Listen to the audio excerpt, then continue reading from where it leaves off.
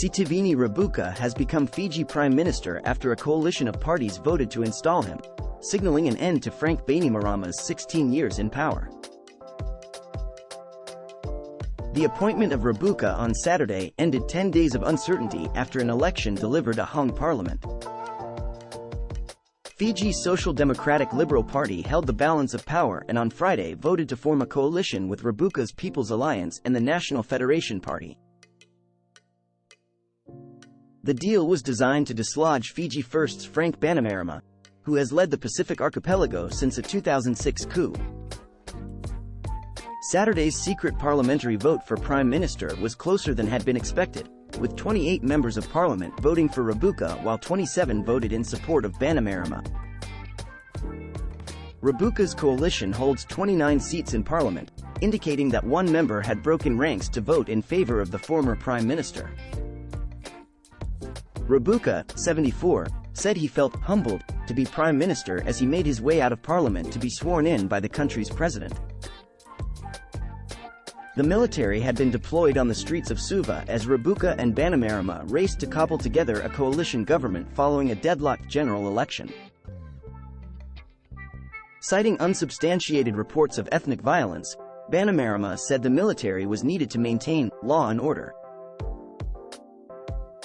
But former military commander Rabuka, who served as prime minister between 1992 and 1999, said the government was sowing fear and chaos and trying to set the nation alight along racial lines. Many Fijians feared the government's claims of ethnic violence and subsequent military deployment were a pretext for a creeping coup. Fiji has been upended by 4 coups in the past 35 years. New Zealand's Prime Minister, Jacinda Ardern, congratulated Rabuka on his appointment and said her country looked forward to working with Fiji's new government to strengthen our very warm relationship. We strongly value Fiji as a close friend and partner as we progress our shared priorities for the region. Ardern said Bainimarama had an important legacy for Fiji and his role as a regional leader supporting action on regional issues, including climate change. Fiji has been pivotal in the South Pacific's response to increasing competition for influence between China and the United States. Rabuka has said he favors Western-style democracy. At a press conference earlier this month, SODELPA's leader said he wanted Fiji foreign relations to be closely aligned with Australia, New Zealand and some members of the Pacific Islands Forum.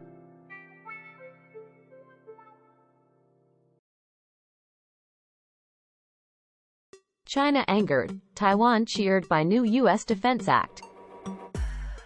China, which considers democratically governed Taiwan its own territory, expressed strong dissatisfaction and resolute opposition regarding the U.S. National Defense Authorization Act, the Chinese Foreign Ministry said in a statement. It said the $858 billion military spending measure, which authorizes up to $10 billion in security assistance and fast-tracked weapons procurement for Taiwan, contained provisions that cause serious damage to peace and stability in the Taiwan Strait. China has never renounced using force to bring Taiwan under its control. Taiwan strongly disputes China's sovereignty claims, saying only the island's 23 million people can decide their future. Taiwan's defense ministry expressed its thanks for the U.S. legislation, saying it showed the importance Washington attached to Taiwan-U.S. ties and strengthening the island's security. Taipei will discuss the details of the act with Washington and gradually push forward the budget formulation and actual disbursement of the various Taiwan-friendly provisions, the ministry said, without elaborating. The United States is Taiwan's most important international backer and arms supplier, despite the absence of formal diplomatic ties. U.S. arms sales to Taiwan are a constant irritant in Beijing's relations with Washington. Taiwan's military is dwarfed by that of its huge neighbor China. Its Air Force in particular has come under strain from having to scramble repeatedly to see off Chinese incursions near the island over the past 3 years or so. The defense law contained an amendment restricting U.S. government purchases of products using computer chips made by a group of Chinese companies. The case ignores the facts to exaggerate a China threat, wantonly interferes in China's internal affairs, and attacks and smears the Chinese Communist Party, which are serious political provocations to China, China's foreign ministry said.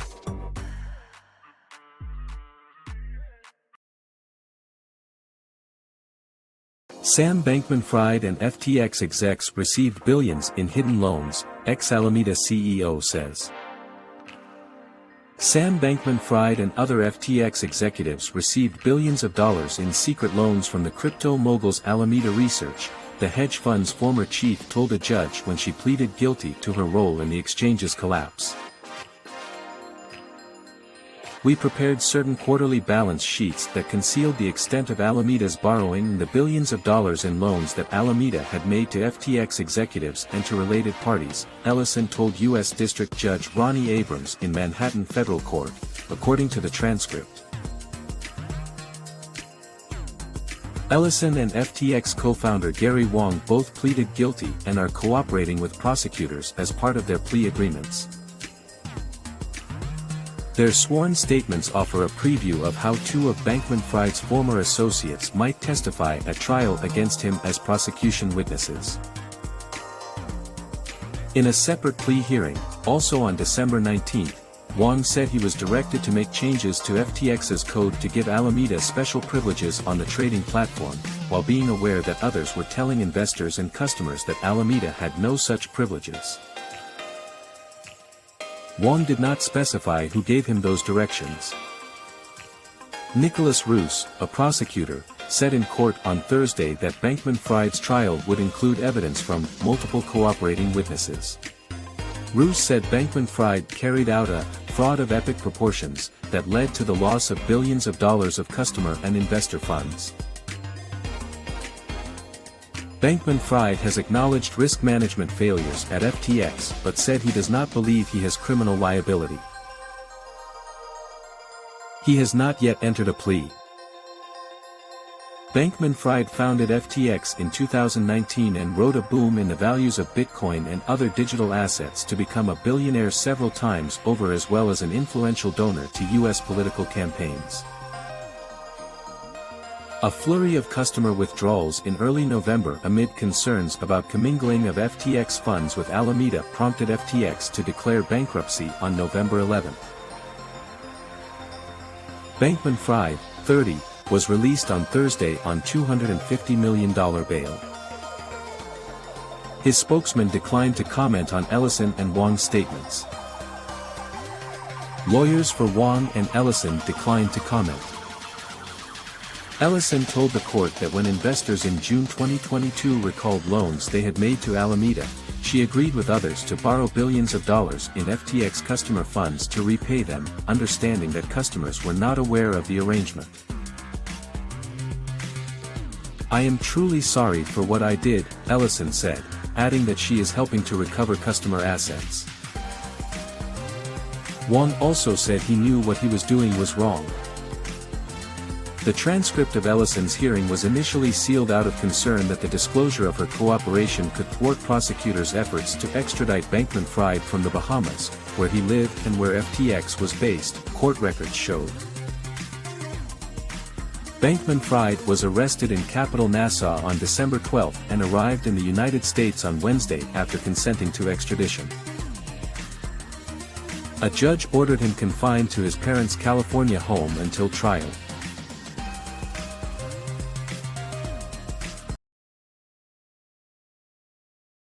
India makes negative COVID test mandatory for 5 countries.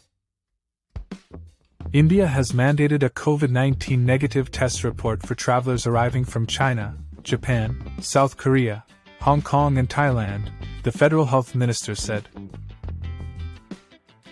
Passengers from those countries would be put under quarantine if they showed symptoms of COVID-19 or tested positive, Health Minister Mansukh Mandaviya tweeted on Saturday, as he posted photographs of tests being conducted at the international airport in the capital, New Delhi. Mandaviya cited an increase in cases in neighboring China for the new rules, he told Parliament on Thursday. The minister urged state governments to increase surveillance for any new coronavirus variants, and send samples of all positive cases to genome sequencing laboratories. India relaxed its mask-wearing rules earlier this year after the caseload began dropping. According to Health Ministry data, India currently has about 3,400 active coronavirus cases. Cases have surged in China since it relaxed its harsh zero-COVID policy this month following rare public protests. Under the controversial policy, the authorities were placing entire towns and cities under lockdown if they reported a few cases. Mandaviya said the Indian government had no plans yet to halt flights from countries where new cases have been reported. On Thursday, India's top doctors' body, the Indian Medical Association, also appealed to people to wear masks in public places and get vaccine boosters. It additionally urged people to avoid public gatherings such as weddings, political and social meetings, and international travel.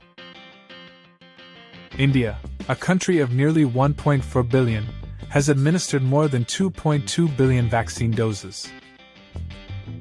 But only 27% of the population has received the booster third dose.